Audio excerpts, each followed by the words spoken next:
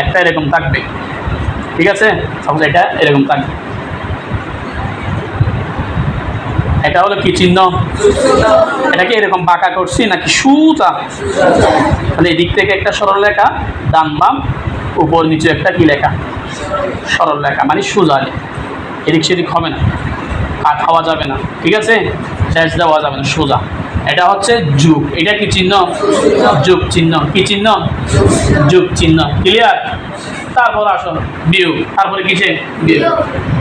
এইটা সোজা, আর কিছু লাগবে না। যদি বাম দিক আর ডান দিকে হয় কোন একটা লেখা, এটা হচ্ছে কি? বিয়োগ চিহ্ন। কি চিহ্ন? বিয়োগ চিহ্ন, ঠিক আছে?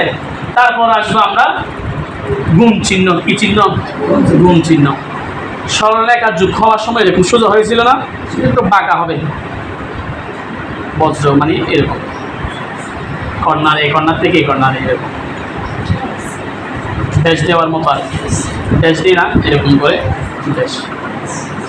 এটা কি চিহ্ন? গুণ চিহ্ন। দেখা যায়? তারপর আমি জিজ্ঞেস করবো কোনটা কি চিহ্ন সেটা। তারপর আসো বাক চিহ্ন। কি চিহ্ন? বাক চিহ্ন। হার উপর একটা ইয়ে আছে না, নোকটা আছে না, দেখছো? হার উপর না, হার উপর থাকলে এটা হয়। তাহলে যেটা আছে নোকটা, ওটা উপর একটা নিচে একটা, সেটা কি হয়? বাক চিহ্ন হয়। কি চিহ্ন হয়? বাক চিহ্ন। আপাতত এতটুকু মনে রাখো। তবে আর কয়েক রকম আছে, এদিক থেকে একটু অঙ্ক। সমান চিহ্ন। কি চিহ্ন? সমান চিহ্ন। দুইটা থাকবে, একটা না, একটা যদি বিয়োগ হয়ে যাবে না, দুইটা থাকবে এইরকম, একটা পাশাপাশি, একটা উপরে একটা কি নিচে, একটা উপরে একটা কি নিচে। এটা হচ্ছে কি চিহ্ন?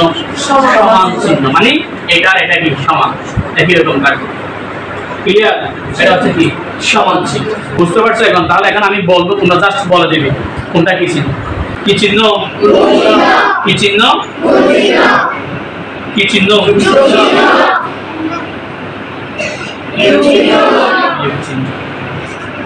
এরকম উপর একটা বিন্দু, নিচে একটা বিন্দু, ঠিক আছে? ক্লিয়ার? কলম দিয়ে দিলাম যাতে মনে থাকে।